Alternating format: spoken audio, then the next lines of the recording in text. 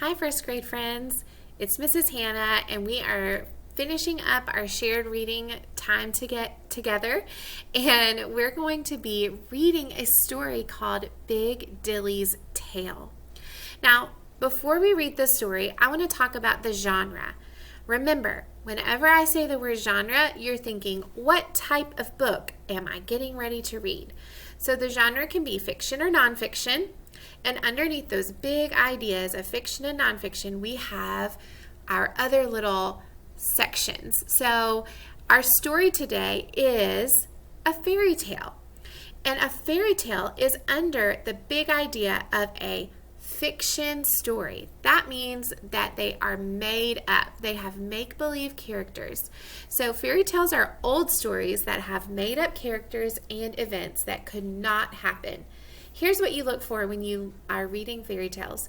You're going to be looking for phrases like once upon a time, and a lot of times these fairy tales have happy endings.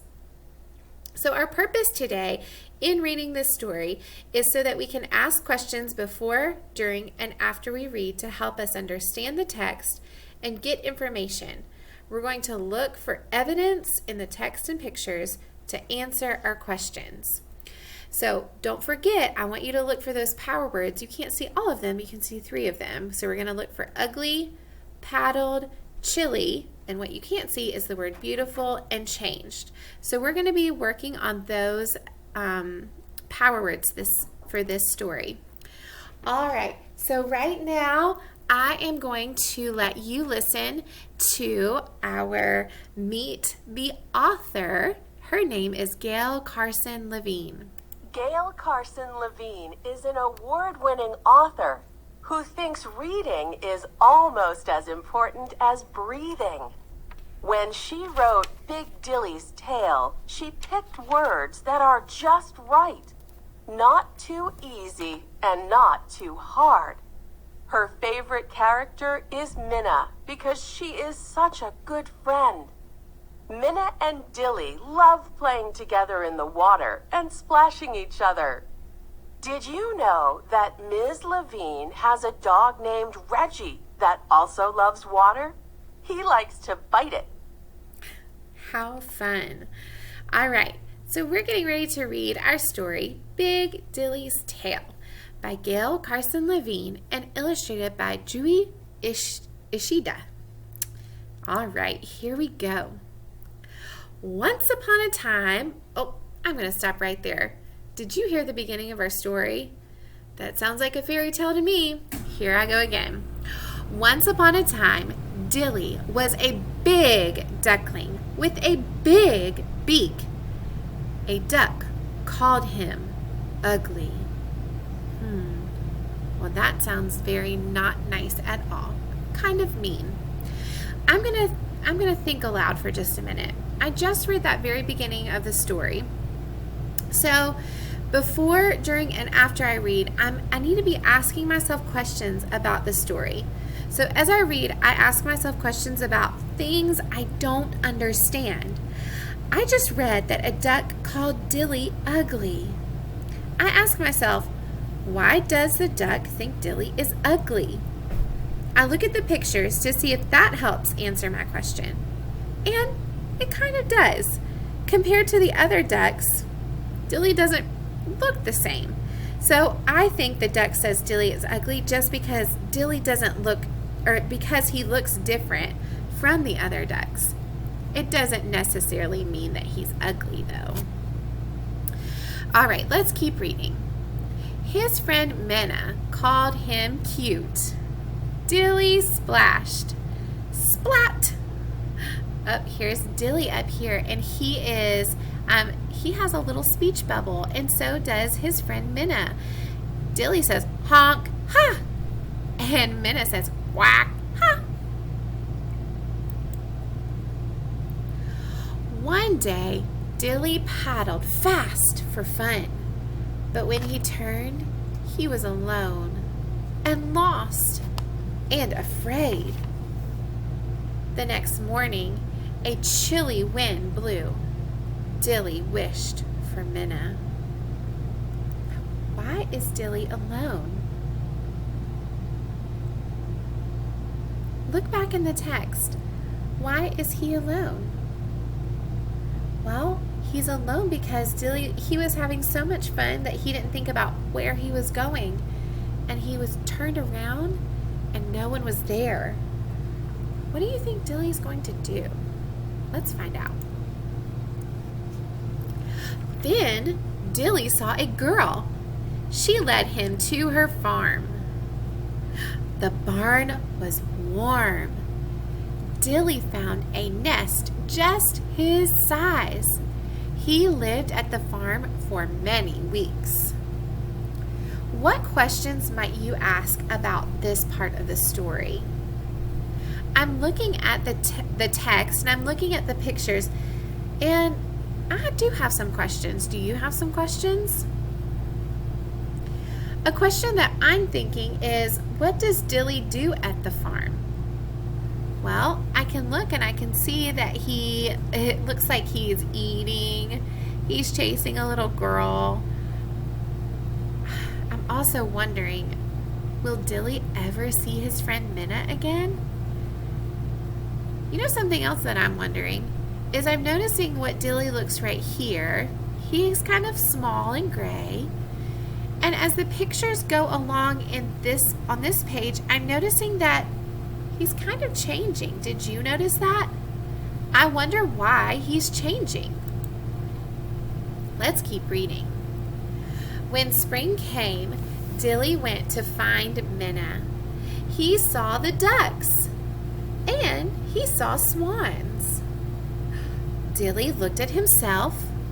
Oh, he saw a swan. Dilly was not a duck after all. Minna said he was still cute.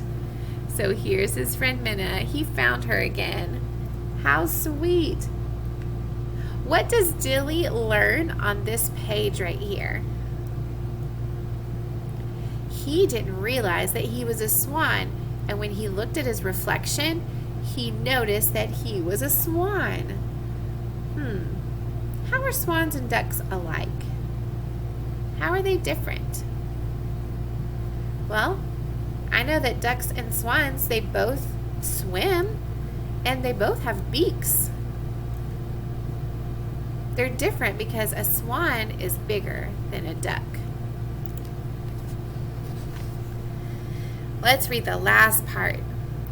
Dilly played with the swans and Minna and the other ducks.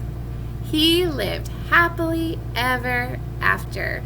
Oh, here are their speech bubbles again. Dilly says, honk, ha! And Minna says, quack, ha! Wow, what a great story.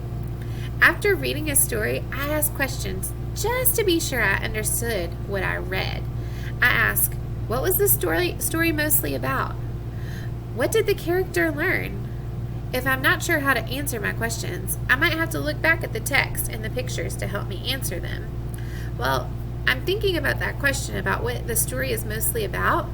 Well, the author, he didn't write to persuade me of anything or to really inform me of anything. But this is a good, entertaining story that definitely has a meaning and a moral. So maybe we shouldn't judge people by the way that they look, but we should get to know them and how they are as friends and how they act on the inside. I'm thinking that might be what we learn. I think Minna did a great job of being a good friend and not judging someone by the way that they looked. Awesome. All right. So what we're going to do is we're going to do the turn and talk. You're going to be able to talk to a family member or just think about these questions. Okay, so number 1 says ask and answer questions. What questions did you ask yourself about Dilly before, during, and after reading? And how did they help you understand the story? So pause the video and think about what questions you asked and then talk to a family member about that. Question number 2 says, what does Dilly learn about himself? We found out in the story what Dilly learned about himself. If you go back to the text and find text evidence, you'll find that Dilly found out that he wasn't a duck at all. he was actually a swan the whole time. We can use text evidence to solve that question. Now, you're going to do the next 2 pages with your family members. You're going to write a description today. So I want you to think, what is Dilly like in Big Dilly's tail? I want you to use ideas from the words and the pictures in the story to help you describe Dilly. To describe means to tell about. So if you'll look, mine looks different from yours, but this is what the computer part looks like. Your graphic organizer has it has down here looks, sounds, and acts. So I want you to think about what Dilly looks like and think about how he looked at the beginning of the story and then at the end of the story. What did he sound like? And what did he act like? How did he act? Okay, so you're going to do that. You can draw pictures, you can write words to help get your ideas down. And then you're going to write. You're going to write a sentence to describe what Dilly is like and why he does the things he does. I want you to remember to use words that tell how Dilly looks, sounds, and acts, and tell me why he acts that way. Don't forget to put a period at the end of each sentence because sentences end with punctuation, and you're telling me something, so make sure you use your periods. Thanks for joining in today. I can't wait to see your work. Bye, friends.